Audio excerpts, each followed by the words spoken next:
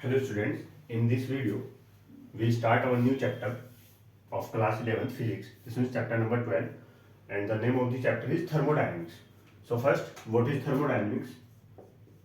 Thermodynamics, Thermodynamics. What is thermodynamics? Thermodynamics is the branch of science. This means it is the branch of science in which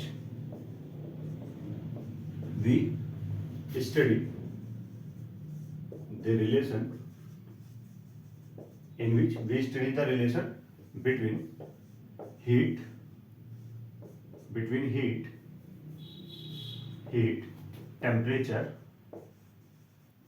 temperature and mechanical work. तो what is thermodynamics? Thermodynamics science की वो branch है जिसके अंदर हम लोग heat का mechanical work में कन्वर्जन और टेम्परेचर के उसके ऊपर इसके इफेक्ट को हम लोग स्टडी करते हैं. क्लियर ना? So next topic is thermodynamic system. So what is thermodynamic system? जिस सिस्टम के ऊपर या जिस भी number of group of particles के ऊपर आप लोग क्या कर रहे हैं, एक्सपेरिमेंट कर रहे हैं, जिस ऑब्जेक्ट के ऊपर आप लोग एक्सपेरिमेंट कर रहे हैं उस ऑब्जेक्ट को हम लोग बोलते हैं थर्मोडायनेमिक सिस्टम. क्लियर ना?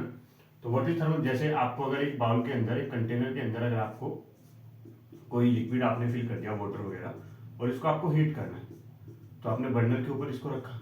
तो ये जो सिस्टम है ये आपका, क्योंकि आप इसके ऊपर एक्सपेरिमेंट कर रहे हैं तो ये आपका थर्मोडायनेमिक सिस्टम है. क्लियर ना? और व्हाट इज सराउंडिंग? ये जो सिस्टम है, इस सिस्टम को छोड़ करके इसके आउटसाइड में जितना भी एंटायर यूनिवर्स बचा है, ठीक है ना, जिसका इस सिस्टम के ऊपर क्या हो, डायरेक्ट इफेक्ट हो. समझ आया ना? बस ये कंडीशन है कि इसके बाहर के वो सब फैक्टर्स, या हम कहें इसके बाहर का आउटसाइड जितना जो कुछ भी है, वो सब जो इसको डायरेक्ट इफेक्ट डालते हैं, जिनका इसके ऊपर डायरेक्ट इफेक्ट है, उसको क्या बोलते हैं? थर्मोडायनेमिक सराउंडिंग या सराउंडिंग. क्लियर ना? Next is thermodynamic variable. Thermodynamic variable. So what is thermodynamic variable? Thermodynamic variable means कुछ ऐसे physical quantities like pressure, volume and temperature जो किसी भी थर्मोडायनेमिक सिस्टम की स्टेट को डिफाइन करते हैं is known as thermodynamic variable. Done. Next, equation of state. और क्या होता है बेटा thermodynamic variable?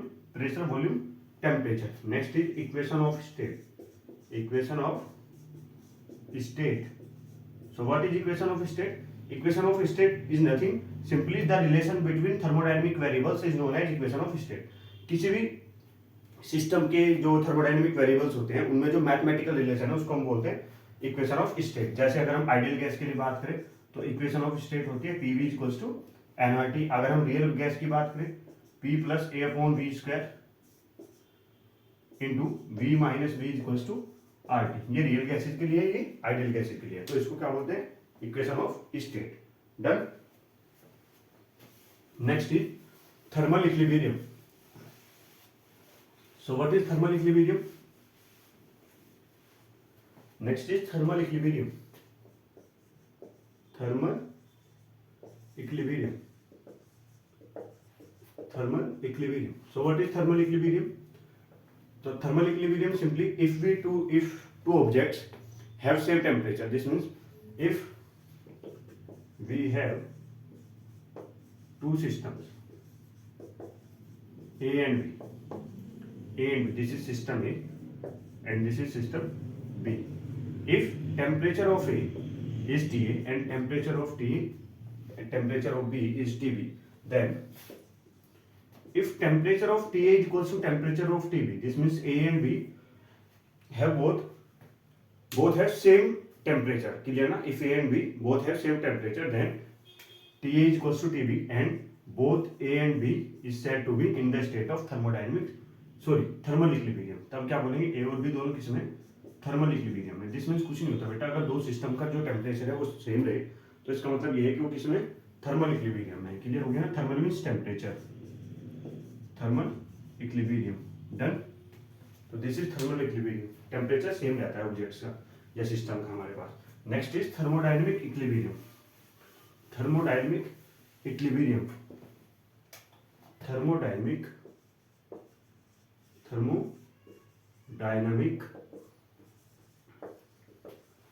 Equilibrium. So what is thermodynamic equilibrium? देखो इक्विलिब्रियम हमारे पास होते हैं तीन। First is mechanical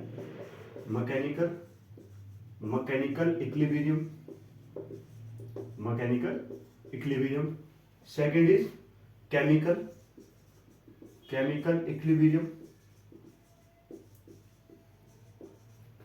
equilibrium, third is thermal equilibrium, जिसको हमने अभी भी डिस्कस किया है, thermal equilibrium. This is mechanical equilibrium, chemical equilibrium and thermal equilibrium. Clear ना? What is mechanical equilibrium? This means resultant unbalanced force is equal to zero. System के अंदर इसके इंटीरियर में और सिस्टम और सराउंडिंग के बीच में जो रिजल्टेंट अनबैलेंस्ड फोर्स है वो कितना है? जीरो है। This means unbalanced force is equal to zero. Next chemical equilibrium. What is chemical equilibrium? Chemical equilibrium if there is no change due to chemical reaction। अगर chemical reaction होने की वजह से इसके अंदर कोई भी चेंजेस ना हो तो उसको क्या बोलते हैं? Chemical equilibrium. थर्मल इक्विलिब्रियम आपको बताइए, टेम्परेचर क्या रहना चाहिए? सेम रहना चाहिए, तो उसको क्या बोलते हैं? Thermal equilibrium. देन अगर ये तीनों इक्विलिब्रियम किसी सिस्टम के अंदर एग्जिस्ट करते हैं then the system is said to be in thermodynamic equilibrium. तो थर्मोडायनेमिक इक्विलिब्रियम में होने के लिए किसी सिस्टम को मैकेनिकल इक्विलिब्रियम की रिक्वायरमेंट होगी, केमिकल इक्विलिब्रियम की रिक्वायरमेंट होगी और थर्मल इक्विलिब्रियम की रिक्वायरमेंट होगी। क्लियर ना? नेक्स्ट, और थर्मल इक्विलिब्रियम में आप ये भी बोल सकते हैं अगर थर्मोडायनेमिक वेरिएबल्स आपकी चेंज ना ही हो रहे हैं टाइम के साथ, वो कांस्टेंट है, then the system is said to be in thermal equilibrium. Clear ना? Sorry, thermodynamic equilibrium. नेक्स्ट है zeroth law of thermodynamics. Zeroth law of thermodynamics. So what is the zeroth law of thermodynamics? Zeroth law नाम इसलिए पड़ा क्योंकि ये जो rule है ये फर्स्ट लॉ ऑफ थर्मोडायनेमिक्स और सेकंड लॉ ऑफ थर्मोडायनेमिक्स के बाद ये आया था, तो उसको बोलते हैं zeroth law of thermodynamics. And what is this? This is if we have two objects और if we have two system A and system B separated by an adiabatic wall। This means adiabatic wall क्या करती है? Heat को transfer नहीं होने देती। Clear ना? Thermally insulated बना देती है। अगर आपके पास दो सिस्टम है, सिस्टम ए और सिस्टम बी, उनके बीच की जो वॉल है वो आपके पास कैसी? एडियाबैटिक है, एडियाबैटिक। क्लियर ना? और ये दोनों सिस्टम एक थर्ड सिस्टम के साथ किसमें है? Thermal equilibrium. ये क्या है? ये डायथर्मिक है। डायथर्मिक मतलब जो हीट को पास होने देती है। ठीक है, तो ये कहता है if TA is equals to TC, this means A and C both are in thermal equilibrium and TB is equals to TC, B and C are also in thermal equilibrium, then TA is equals to TB। this means कि A and B is also in thermal equilibrium। तो अगर ये दोनों thermal equilibrium में है, ये दोनों thermal equilibrium में, तो ये दोनों भी thermal equilibrium में ही होंगे। क्लियर हो गया? ये जीरोथ लॉ ऑफ थर्मोडायनेमिक्स है। क्लियर? आई होप आपको क्लियर हुआ होगा। नेक्स्ट है कंसेप्ट ऑफ टेम्परेचर को किस तरीके से सपोर्ट करता है थर्मोडायनेमिक्स, इसको समझ लेते हैं। तो कंसेप्ट ऑफ टेम्परेचर को ऐसे डिफाइन करते हैं। कंसेप्ट ऑफ टेम्परेचर में zeroth law of thermodynamics help ऐसे करता है बेटा कि इफ टू ऑब्जेक्ट्स या if two system are in thermal equilibrium,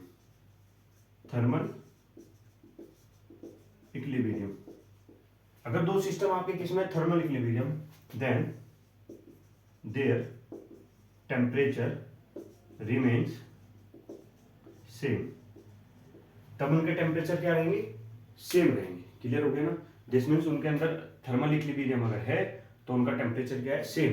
तो टेम्परेचर को कैसे सपोर्ट करती है? दिस मीन्स टेम्परेचर एक वो फिजिकल क्वांटिटी है जो तब कांस्टेंट रहती है, तब सेम रहती है अगर ऑब्जेक्ट्स में थर्मल इक्विलिब्रियम में, या हम कहें कि अगर दो ऑब्जेक्ट्स को थर्मल इक्विलिब्रियम में आना है तो उनकी जो टेम्परेचर वाली फिजिकल क्वांटिटी है इसको क्या होना चाहिए? सेम होना चाहिए। तो जीरोथ लॉ ऑफ थर्मोडायनेमिक्स किसको सपोर्ट करता है? Zeroth law of thermodynamics support करता है कंसेप्ट ऑफ टेम्परेचर को।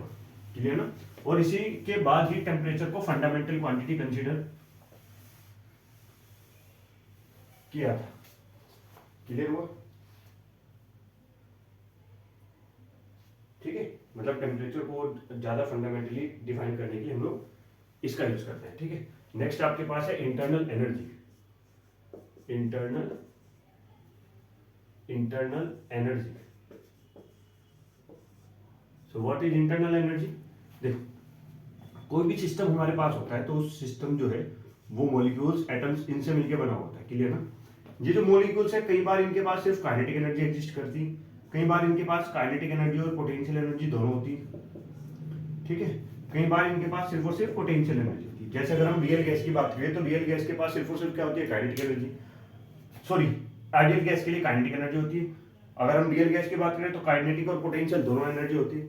अगर हम किसी सॉलिड स्ट्रक्चर की बात करें जिसके अंदर एटम्स जो है वो फिक्स है, उनके अंदर मूवमेंट नहीं हो रहा है, तो उसके पास सिर्फ और सिर्फ क्या होगी, potential energy. So what is the internal energy? Internal energy is nothing, is sum of kinetic energy and potential energy of the system of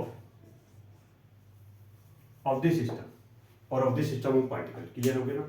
जिसमें काइनेटिक एनर्जी और पोटेंशियल एनर्जी का जो टोटल सम है वही किसके इक्वल होता है, kinetic energy का, सॉरी इंटरनल एनर्जी के। आप इसको ऐसे भी डिफाइन कर सकते हैं, internal energy is the capability of work done of a system due to stored energy in it in the form of kinetic energy and potential energy. जिसमें सिस्टम के अंदर काइनेटिक एनर्जी और पोटेंशियल एनर्जी की form में जो stored energy होती है उसका यूज करके जो सिस्टम वर्क करता है उसको क्या बोलते हैं, इंटरनल एनर्जी बोलता है, क्लियर हो गया ना। इसको रिप्रेजेंट करते हैं यू से। और इंटरनल एनर्जी के कुछ पॉइंट्स हैं, कुछ स्पेसिफिक प्रॉपर्टीज है। जैसे इंटरनल एनर्जी कैसा फंक्शन है, स्टेट फंक्शन है,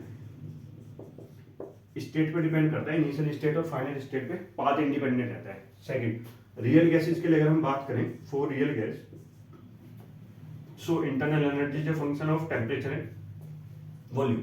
रियल गैस के लिए इंटरनल एनर्जी फंक्शन है टेम्परेचर और वॉल्यूम का। फॉर आइडियल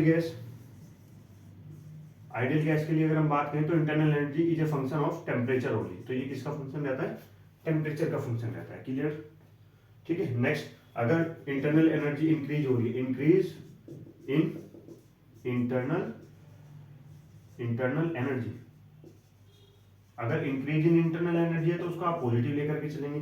अगर डिक्रीज इन इंटरनल एनर्जी है तो उसको बेटा आप नेगेटिव लेकर के चलेंगे। Done. So this is internal energy. Next is work done. अब वर्क डन जो है हम लोग पहले भी अपने प्रीवियस चैप्टर में कई बार डिस्कस कर चुके हैं, वो चाहे चैप्टर नंबर 6 हो, चैप्टर नंबर 7 हो, 8 हो, 9 हो, 10 हो, ठीक है। बहुत सारी जगह हमने वर्क डन को ऑलरेडी डिस्कस किया हुआ है। सो what is work done? What is work done? तो अगर आपके पास कोई सिस्टम है, बहुत सारे एटम्स इस सिस्टम में हैं और आप इस सिस्टम पे एक फोर्स अप्लाई कर रहे हैं इस डायरेक्शन में, क्लियर ना।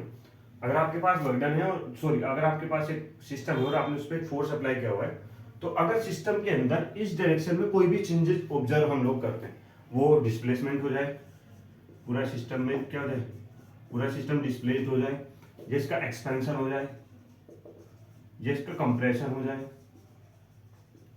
दिस मीन्स अगर इनमें चेंजेस देखने को मिले देन हम कह सकते हैं कि यहाँ पे क्या हुआ, वर्क डन हुआ। And work done is simply F D X, done. Force into displacement और the product of force and displacement is known as work done, आपको पता ही, ठीक है। अब हम कैलकुलेट करते हैं वर्क डन ड्यूरिंग एक्सपेंशन, क्योंकि गैसेज के बारे में हम लोग बात करेंगे, तो वर्क डन ड्यूरिंग एक्सपेंशन एक बार डिस्कस कर लेते हैं। वर्क डन ड्यूरिंग एक्सपेंशन, जब एक्सपेंशन होता है तो वर्क डन कितना होता है, ठीक है। कंप्रेशन का इसी के साथ निकल जाएगा। तो उसके लिए हमने कंसीडर किया एक आइडियल गैस को, ठीक है, जो कि एक कंटेनर, सिलेंड्रिकल कंटेनर में हमने फिल किया हुआ है, और पिस्टन जो है इसका एक मूवेबल फ्रिक्शनलेस पिस्टन है। उस पिस्टन का जो एरिया है वो कैपिटल ए, और गैस जो इस पर प्रेशर अप्लाई करती है वो पी, क्लियर ना। और ये प्रेशर अप्लाई होने की वजह से पिस्टन जो है वो डी एक्स डिस्प्लेसमेंट ऊपर उठ जाता है, क्लियर हो गया ना। पिस्टन कहाँ पे शिफ्ट हो गया भाई, डी एक्स डिस्प्लेसमेंट आ गई, यहाँ से वो यहाँ पे चला गया जब गैस ने उस पर प्रेशर अप्लाई किया। तो वर्क डन किसके इक्वल होता है, फोर्स इंटू डी एक्स। अगर आप स्मॉल डिस्प्लेसमेंट लेंगे तो वर्क डन भी क्या हो जाएगा, स्मॉल। तो small amount of work done किसके इक्वल होगा, D W is equal to F D X. So D W is equal to F D X. So D W is equal to force किसके equal होता है, pressure into area. Pressure किसने apply किया है, gas ने। Area कितना है बेटा, a cross sectional area piston का, और ये डी एक्स। अच्छा ये एरिया इंटू हाइट dx किसके इक्वल हो जाएगा, वॉल्यूम के। So dw is equals to v dv। This is the small amount of work done. Gas के वॉल्यूम में अगर थोड़ा सा dv एक्सपेंशन आपको करना है तो small amount of work done dw किसके इक्वल होगा, p dv की। अगर आपका इनिशियल वॉल्यूम बेटा कितना है v1 और फाइनल वॉल्यूम कितना है v2, तो वॉल्यूम कहां से कहां पे चेंज हुआ, v1 to v2। So total amount of work done, total amount of work done किसके इक्वल होगा, W इक्वल्स टू इंटीग्रेट कर देंगे from V1 to V2 P dV।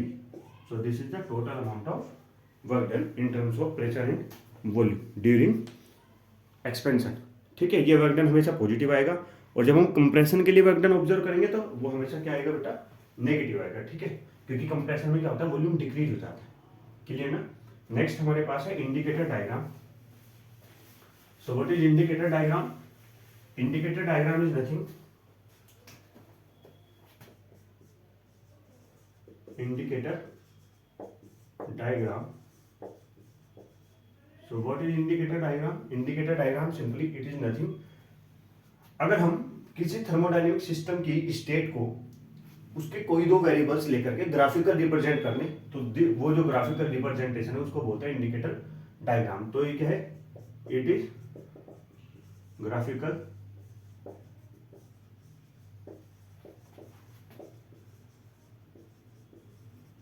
Representation of state of A system. किसी system की state को अगर graphically represent करते हैं तो उसको क्या बोलते हैं, इंडिकेटर डायग्राम। जैसे हम लोग क्या करते हैं, एक गैस का जो एक्सपेंशन है उसको ऐसे, एक गैस का जो एक्सपेंशन है उसको इस तरीके से हम लोग शो कर देते हैं ग्राफिकली। इसको कंसीडर कर लेते हैं वॉल्यूम V1 और इसको कंसीडर करते हैं प्रेशर P1। ये पॉइंट ए है, ठीक है, कोऑर्डिनेट हो जाएंगे V1 P1। डन। इसको कंसीडर करते हैं B, और ये फाइनल स्टेट है तो इसको कंसीडर करेंगे बेटा V2 P2, ये आपका V2, और यहाँ पे प्रेशर क्या हो जाएगा, P2 हो जाएगा। ठीक है, ये एक्सपेंशन के लिए है। तो ये जो डायग्राम आपके पास है ये क्या है, आपका इंडिकेटर डायग्राम है। क्लियर हुआ, ये आपका क्या है, इंडिकेटर डायग्राम। डन। नेक्स्ट हमारा जो है वो है first law of thermodynamics. So what is first law of thermodynamics, ठीक है, उसको भी स्टार्ट करते हैं। ठीक है, सो what is first law of thermodynamics. इसके बाद हम लोग प्रोसेस पढ़ेंगे और work done in various types of process calculate करेंगे एडियाबैटिक, आइसोथर्मल सब में। सबसे पहले कैलकुलेट कर लेते हैं first law of thermodynamics. So what is first law of thermodynamics. देखिए, अगर आपने किसी सिस्टम, आपके पास कोई सिस्टम है, system means group of particles, और एक ऐसा सिस्टम जिसके पास क्या है, प्रेशर वॉल्यूम और टेम्परेचर है। ठीक है, कि definite value of pressure volume और टेम्परेचर जिसके पास है उसका क्या बोलता है, थर्मोडायनेमिक सिस्टम। अगर आपने इसको हीट दिया बेटा Q, आपने इसको Q हीट दिया, या आपने इसको dQ अमाउंट ऑफ हीट इसको डिलीवर किया, तो उस हीट का कुछ पार्ट तो ये यूज करता है अपने इन मॉलिक्यूल्स की इंटरनल एनर्जी को इंक्रीज करने के लिए, इंटरनल एनर्जी को, और कुछ पार्ट यूज करता है बेटा वर्क डन के लिए, वर्क डन। दिस मीन्स जो अमाउंट ऑफ हीट हम सप्लाई करते हैं किसी भी थर्मोडायनेमिक सिस्टम को, उसका एक पार्ट जाता है इंटरनल एनर्जी को इंक्रीज करने के लिए, सेकंड पार्ट यूज होता है उसका वर्क डन परफॉर्म करने के लिए। This means total amount of heat supplied to the system is equals to the change in kinetic energy plus work done. तो dQ is equals to du plus dw. As we know that dw is equals to pdv, so dQ is equals to du plus pdv. This is first law of thermodynamics, और इसको आप ऐसे भी लिख सकते हैं delta Q, this means amount of heat supplied is equals to delta U, change in internal energy plus P delta V, where delta V is the change in volume. Clear? So this is first law of thermodynamics. Done. Next videos में हम लोग क्या करेंगे, एक different types of thermodynamic process discuss करेंगे, और उनमें और ज़्यादा जो कैलकुलेशंस होगी हमारी स्पेसिफिकेट वगैरह उनको क्लियर करेंगे। आई होप ये आपको क्लियर हुआ होगा। Thank you so much.